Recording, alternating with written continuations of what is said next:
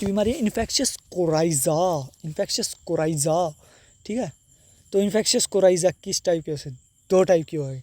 इसके 2 टाइप उसका infectious coryza, या तो एक्यूट टाइप की होगी या क्रोनिक टाइप। तो मैंने बताया इन्फेक्शियस कोराइजा के 2 टाइप होते हैं, या तो एक्यूट फॉर्म के अंदर मिलेगी या क्रोनिक फॉर्म के अंदर देखने मिलेगी। और ये किसके अंदर देखने मिलेगी? ऑल एज ऑफ बर्ड्स, यानी जितने भी जो भी बर्ड्स हैं किसी भी उम्र के हो, चाहे वो छोटे हो, चाहे बीच के हों, चाहे बड़े हों, चाहे बूढ़े हों, किसी भी टाइप के हों, तो उसके अंदर सारी की सारी एज के बर्ड्स जो हैं वो इन्फेक्शियस कोराइजा के लिए ससेप्टेबल हैं, यानी उनके अंदर बीमारी देखने को मिलेगी। ओल्डर बर्ड्स यानी कि जो अडल्ट बर्ड्स होंगे उनके अंदर कॉमनली देखने मिलेगी इन्फेक्शियस कोराइजा जो होगी, वो ओल्डर बर्ड्स के अंदर कॉमनली देखने मिलेगी। क्यों देखने मिलेगी? क्योंकि उनकी जो इम्यूनिटी जो है वो इतनी अच्छी नहीं रह पाती, और बहुत सारी बीमारियों से लड़ते लड़ते लाइफ का लास्ट फेज़ होता है, तो वो इस बीमारी से इतना लड़ नहीं पाते, तो वो इस बीमारी से ज़्यादा अफेक्टेड होते हैं। ठीक है, इन्फेक्शियस कोराइजा ओल्डर बर्ड्स के अंदर ज़्यादा ससेप्टिबिलिटी है, हद से ज़्यादा ससेप्टिबिलिटी है। हालांकि करती सभी बर्ड्स का है, जिनकी जितने भी जो भी बर्ड्स हैं किसी भी एज ग्रुप के हों उसी को अफेक्ट करेगी, लेकिन ओल्डर बर्ड्स को थोड़ा ज़्यादा अफेक्ट करेगी। ठीक है, कॉमनली अफेक्ट करेगी। तो मोस्ट कॉमन किसके अंदर देखने में? हाई एल्टीट्यूड वाले रीजन्स के अंदर जो बर्ड्स देखने को मिलते हैं। हाई एल्टीट्यूड मतलब पहाड़ी एरिया के अंदर, ज़्यादा ऊंचाई वाले एरिया के अंदर जो बर्ड्स देखने को मिलते हैं, तो उस वाले बर्ड्स के अंदर हमें इन्फेक्शियस कोराइजा कॉमनली देखने को मिलता है। इसका कॉज क्या था? Haemophilus paragallinarum. ठीक है, तो उसके कारण जो है इन्फेक्शियस कोराइजा होता है। हीमोफिलस पैरागैलिनेरम के कारण क्या होता है? इन्फेक्शियस कोराइजा होता है। कोज बाइपोलर स्टेनिंग है। हीमोफिलस पैरागैलिनेरम जो है वो बाइपोलर स्टेनिंग है। बाइपोलर स्टेनिंग का मतलब है जो एंड्स हैं वो डार्क स्टेन होंगे, और जो बीच का बचा हुआ पार्ट है वो जो है पेल स्टेन होगा, या तो स्टेन ही नहीं होगा या फिर पेल स्टेन टाइप का होगा। ठीक है, और जो ये एंड्स होंगे, एंड्स के ऊपर जो डार्क स्टेनिंग यानी डार्क कलर दिखाई देगा, तो मतलब 2 पोल्स, यानी कि सिर्फ पोल्स के ऊपर स्टेनिंग होगी, बाकी किसी पार्ट के ऊपर खास स्टेनिंग नहीं होगी, जिसे हम कहते हैं बाइपोलर स्टेनिंग। तो जिस तरह पास्चुरेला था ना, पास्चुरेला मल्टोसीडा था, वो भी एक बाइपोलर स्टेनिंग का एग्जांपल है। तो हीमोफिलस पैरागैलिनेरम भी इसका एग्जांपल है बाइपोलर स्टेनिंग का। तो इन्फेक्शियस कोराइजा बीमारी किसके अंदर देखने मिलती है? सभी टाइप के, सभी एज ग्रुप के बर्ड्स के अंदर देखने मिलती है। मेनली कॉमनली किसके अंदर देखने मिलती है? ओल्डर बर्ड्स के अंदर देखने मिलती है। और अगर एनवायरनमेंट या एरिया की बात करें तो किसके अंदर? हाई एल्टीट्यूड वाले एरिया के अंदर देखने मिलती है कॉमनली। और किसके कारण होती है? बता तो दिया तूने, हाँ भाई इस बर्ड एज ग्रुप वाला में होगी, इसमें वो होगी, इस एरिया में होगी। किस कारण होगी? हीमोफिलस पैरागैलिनेरम के कारण। ठीक है, हीमोफिलस पैरागैलिनेरम के कारण जो है इन्फेक्शियस कोराइजा बीमारी होती है। रूट ऑफ इन्फेक्शन की बात करें तो रूट ऑफ इन्फेक्शन के अंदर जो है इनहेलेशन कॉमन रूट है। इन्फेक्टेड ड्रॉपलेट के इनहेलेशन के थ्रू, इंजेक्शन के थ्रू कंटामिनेटेड फीड और वाटर, यानी कि फीसिस, अगर किसी भी वाटर यानी कि जो बर्ड की फीसिस हैं अगर वो फीड के अंदर गिर जाए या फिर वाटर के अंदर गिर जाए और बर्ड उसको जो है वो खा ले, फीड को खा ले या पानी को पी ले, तो उसके थ्रू भी जो है इन्फेक्शियस कोराइजा हो सकता है। या फिर अगर कोई इन्फेक्टेड बर्ड है वो हेल्दी बर्ड के साथ रहे, और जो हेल्दी बर्ड है वो उसके जो इन्फेक्टेड बर्ड है जो सांस छोड़ रहा है, उसी सांस को अगर वो इनहेल कर ले या फिर उसकी ड्रॉपलेट्स को इनहेल कर ले हेल्दी बर्ड, तो उसके कारण इन्फेक्शियस कोराइजा हेल्दी बर्ड के अंदर आ सकता है। कंजक्टाइवा आँख के थ्रू भी आ सकता है। ठीक है, इन्फेक्शियस कोराइजा जो है आँख के थ्रू भी आ सकता है, कंजक्टाइवा के थ्रू भी, कैरियर बर्ड्स के थ्रू जो भी है वो कॉमनली देखने को मिलता है। ठीक है, जो कैरियर बर्ड हैं वो एक सोर्स ऑफ इन्फेक्शन की तरह काम करते हैं। इन्फेक्शियस कोराइजा के लिए जो है कैरियर बर्ड जो हैं वो सोर्स ऑफ इन्फेक्शन की तरह काम करते हैं। कैरियर बर्ड्स वो होते हैं जिनके अंदर एक बीमारी प्रेजेंट होती है, ये यानी कि जो हीमोफिलस पैरागैलिनेरम है ये प्रेजेंट होगा, लेकिन वो इतने ज़्यादा क्लिनिकल साइन और सिम्टम शो नहीं करेंगे। ठीक है, तो कैरियर बर्ड्स की तरह काम करते हैं, तो वो सोर्स ऑफ इन्फेक्शन की तरह काम करते हैं। ठीक है, तो associated with vitamin A deficiency, तो विटामिन ए डेफिशिएंसी की कमी के कारण भी इन्फेक्शियस कोराइजा हो सकता है। ठीक है, तो कोराइजा जो है वो एपिथेलियम की लाइनिंग जो होगी उसके डिसइंटीग्रेशन से रिलेटेड होगा कुछ ना कुछ वर्ड, तो इन्फेक्शियस कोराइजा। तो CRD क्रोनिक रेस्पिरेटरी डिजीज से भी एसोसिएटेड होता है, फाउल पॉक्स से भी एसोसिएटेड होता है, और इन्फेक्शियस ब्रोंकाइटिस से भी रिलेटेड है। ठीक है, तो ये जो इन्फेक्शियस कोराइजा है ये विटामिन ए की डेफिशिएंसी से भी कोरिलेट कर रहा है, क्रोनिक रेस्पिरेटरी से भी डिजीज़ से भी कोरिलेट कर रहा है और फाउल पॉक्स से भी कोरिलेट करता है और इन्फेक्शियस ब्रोंकाइटिस से भी एसोसिएटेड होता है, कोरिलेट करता है। ठीक है। फिर पैथोजेनेसिस, तो पैथोजेनेसिस की बात करें तो क्या होगा, ऑर्गेनिज्म जो होगा नेज़ल कैविटी के अंदर एंट्री करते ही जो है, अगर इनहेलेशन से इसकी एंट्री हुई है तो नेज़ल कैविटी के अंदर क्या करेगा, नेज़ल कैविटी के अंदर ये जो है मल्टीप्लाई करेगा ऑर्गेनिज्म जो है, यानी कि जो हीमोफिलस पैरागैलिनेरम है ये नेज़ल कैविटी के अंदर मल्टीप्लाई करेगा। ट्रैकिया के अंदर जो हीमोफिलस पैरागैलिनेरम है वो मल्टीप्लाई करेगा, या फिर कंजक्टिवा आई के थ्रू गया है, ओकुलर रीजन के थ्रू गया है, तो कंजक्टिवा के अंदर जो हीमोफिलस पैरागैलिनेरम है वो मल्टीप्लाई करेगा। ईयर सैक जो CRD क्रोनिक रेस्पिरेटरी डिजीज़ किस कारण थी, वो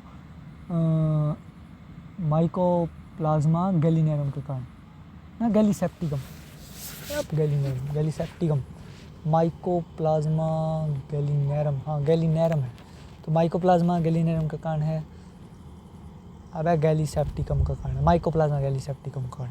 हाँ तो जो है माइकोप्लाज्मा गैलीसेप्टिकम का कारण क्या थी, क्रोनिक रेस्पिरेटरी डिजीज़, तो उसके अंदर क्या एयर सैकुलाइटिस, तो एयर सैक के अंदर भी जो है, अब ये एयर सैक के थ्रू जो है ये इससे एसोसिएटेड है, तो इससे क्या होगा, इसके अंदर अपन को क्या देखने मिलेगा, जो अपना हीमोफिलस पैरागैलिनेरम है वो एयर सैक के अंदर भी मल्टीप्लाई करेगा।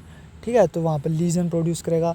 इनिशियली यानी कि शुरुआती फेज़ के अंदर सीरस इन्फ्लामेशन देखने मिलेगी अपन ने, फिर धीरे धीरे वो है सीरस इन्फ्लामेशन जो सीरोफिब्रिनस टाइप इन्फ्लामेशन के अंदर कन्वर्ट हो जाएगी।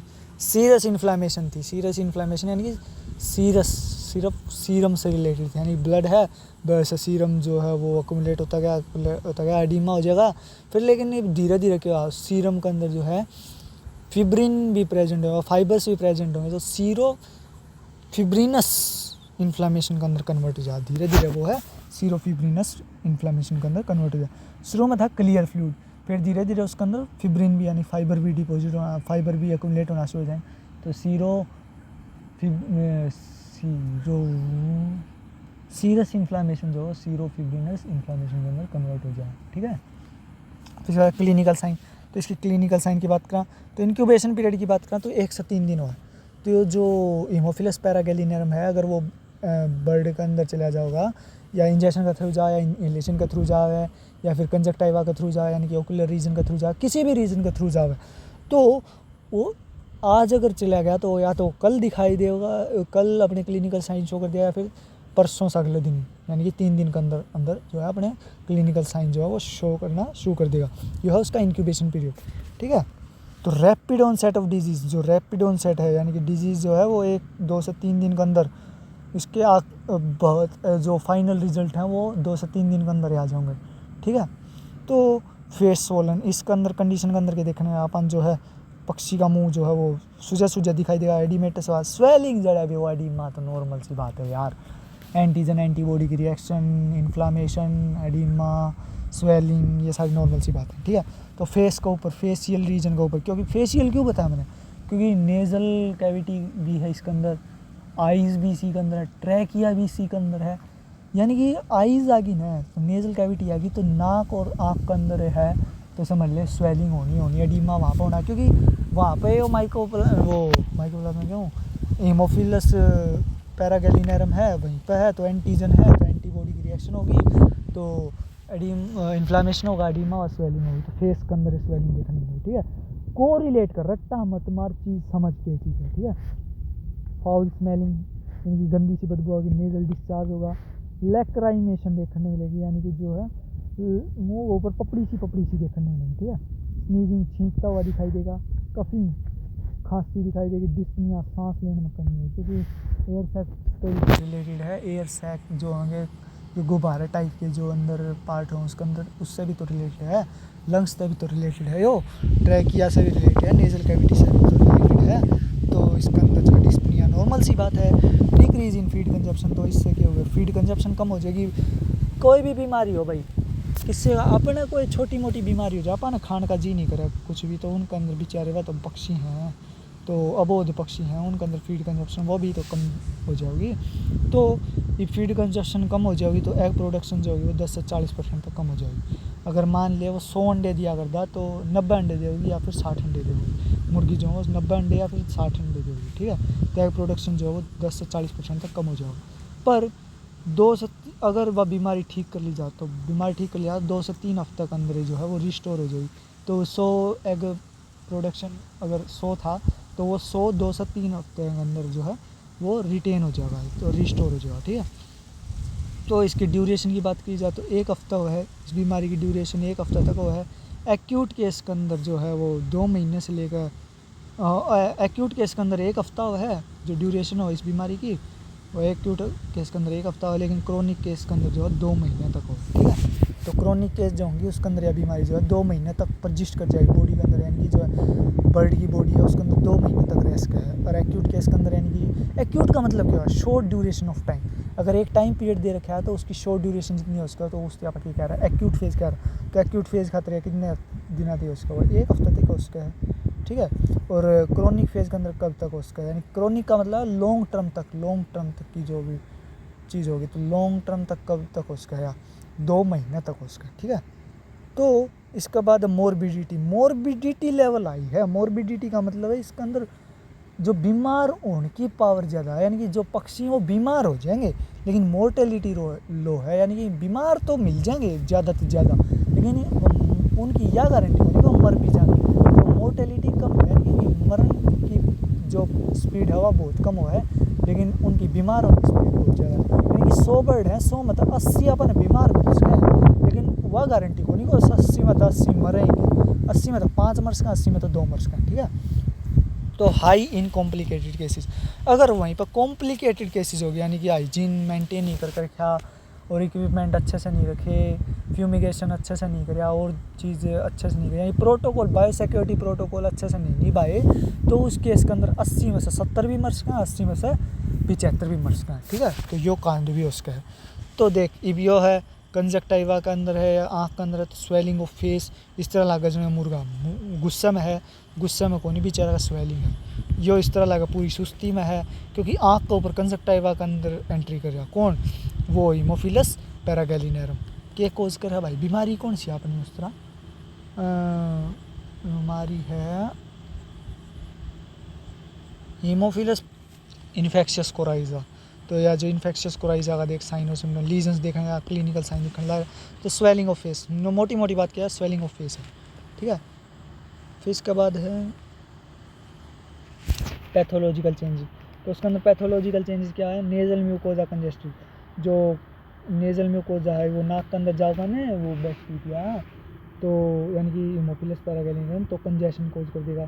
कटारल राइनाइटिस हो जाएगी, यानी कि राइनाइटिस इन्फ्लामेशन ऑफ नोज, तो कटारल राइनाइटिस देखने में, साइनोसाइटिस देखने में, इन्फ्लामेशन ऑफ साइनोसॉइड्स, तो साइनोसाइटिस देखने में लगी, ठीक है।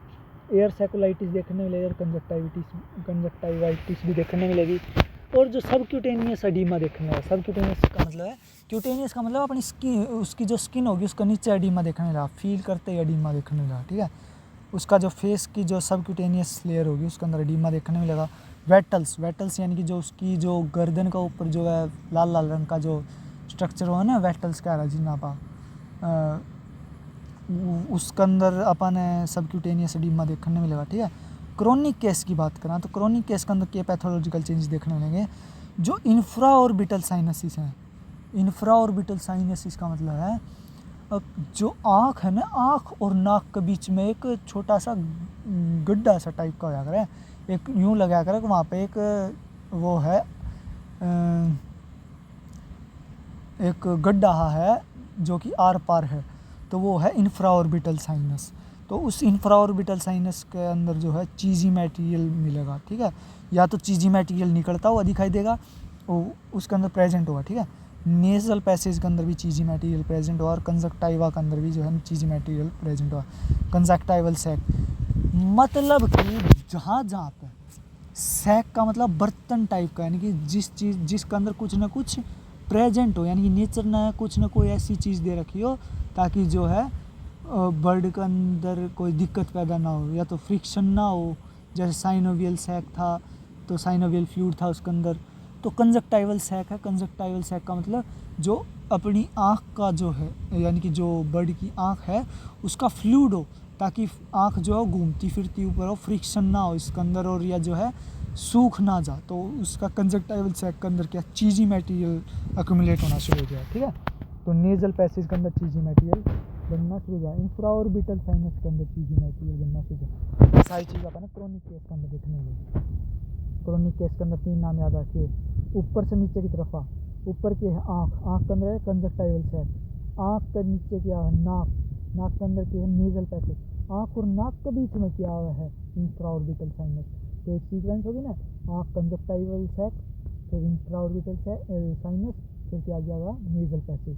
तो इन सारी चीज़ों के अंदर क्या होगा चीज़ी मटेरियल डिपॉजिट होना शुरू हो जाएगा, ठीक है। फिर इसके बाद डायग्नोसिस, भाई ना डायग्नोस कैसे ना लीजन के बेसिस पे और क्लिनिकल साइंस के बेसिस पर आप जो है डायग्नोस कराएंगे, आइसोलेट कराएंगे।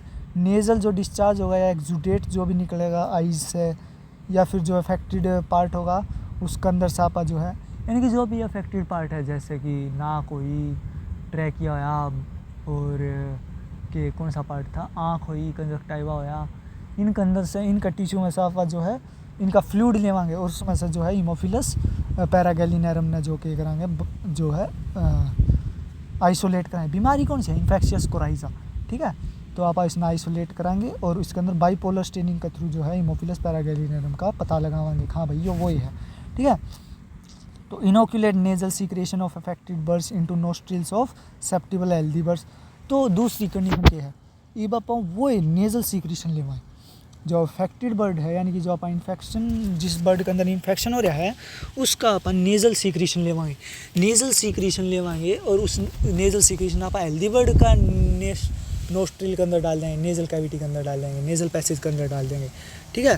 तो उससे क्या होगा 24-48 घंटे के अंदर जो है बीमारी जो है हेल्दी बर्ड के अंदर डेवलप हो जाएगी, ठीक है। तो इसका अलावा और जो है हीमोग्लूटिनेशन टेस्ट भी कर सका, ठीक है, HA टेस्ट जिसने करा हीमोग्लूटिनेशन टेस्ट भी कोर्स कर सका। तो इसके बाद इंफ्राऑर्बिटल साइनस के अंदर क्या कंसोलिडेटेड केजेस एक्सुडेट, देख ये इंफ्राऑर्बिटल साइनस है, इसके अंदर क्या है देख यो नाक और आँख के बीच में है ना, यो यहाँ पे एक छोटा गड्ढा है बिल्कुल छोटा, तो उसके अंदर वहाँ से जो है केजियस एक्सुडेट जो वो निकलता रहेगा और यहाँ पे एक स्वेलिंग सी कोज कर देगा, ठीक है। कंसोलिडेटेड केजियस एक्सुडेट प्रेजेंट होगा, कंसोलिडेटेड मतलब थोड़ा कठोर सा हार्ड सा दिखाई देगा, ठीक है, हार्ड सा। केजियस एक्सुडेट, केजियस का मतलब तो वो मैंने बता दिया कितने बार, केजियस का मतलब अगर जो सेल है केजियस नेक्रोसिस के अगर है, केजियस नेक्रोसिस के अंदर सेल की जो है सेल का स्ट्रक्चर तो बच जाएगा लेकिन उसका जो अंदर की इंटीग्रिटी है वह ख़त्म हो जाएगी, ठीक है। तो केजियस एक्सुडेट देखने मिलेगा। इंफ्राऑर्बिटल साइनस के अंदर कंसोलिडेटेड केजियस एक्सुडेट देखने मिलेगा, ठीक है। तो इसके बाद क्लोस्ट्रिडियम इन्फेक्शन वो नेक्स्ट क्लास में करेंगे, ठीक है।